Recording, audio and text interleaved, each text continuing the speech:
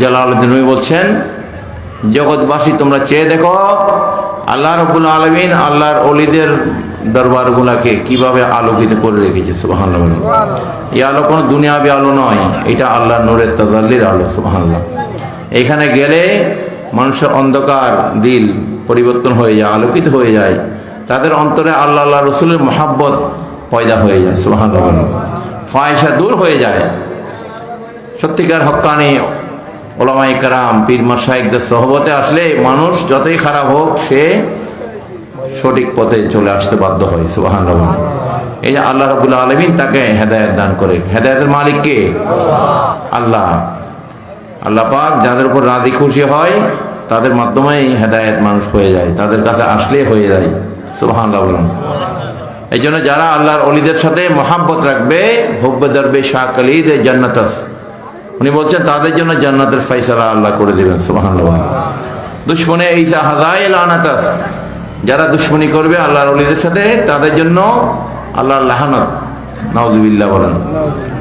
তাহলে আমরা সব সময় আউলিয়া কেরামদের সহবত আমাদের এখতিয়ার করতে হবে আল্লাহ ওয়ালাদের সাথে, কারণ মাল্লাহুল মাওলা ফালাহুল কুল, যাদের পক্ষে আল্লাহ থাকে কুল কায়নাত তাদের অধীন হয়ে যায়। সুবহানাল্লাহ। এই জন্য যারা সত্যিকার আউলিয়া কেরাম তরিকাপন্থী আছেন, আপনাদের একতা প্রয়োজন, ভ্রাতৃত্ব মহাব্বত দরকার আছে, আছে কিনা? ভালোবাসা দরকার আছে। যে কোনো অবস্থায় আহলে সুন্নাত ওয়াল জামাতের আকীদা কে আপনারা মজবুত করবেন। যে আকীদা আহলে সুন্নাত ওয়াল জামাতের আকীদা আছে কিনা? অবশ্যই আছে। আমাদের যে কিতাবগুলো আছে আপনারা এখানে পাবেন। সুন্নি আকীদা বনাম বাতিল আকীদা একটা কিতাব আমাদের আছে। কোন আকীদাগুলোর থেকে আমরা দূরে থাকতে হবে। এখানে অনেকে নবীর শানে গোস্তাকি, এমনকি অনেক সময় আল্লাহর শানও গোস্তাকি এরা করে। মহান রব্বুল আলামিনের শান আযমত, অনেকে বলে আল্লাহ মিথ্যা কথা বলতে পারে, আল্লাহ মিথ্যা বলে না। নাউযুবিল্লাহ। আল্লাহর কি এরকম সিফত আছে? যারা বলবে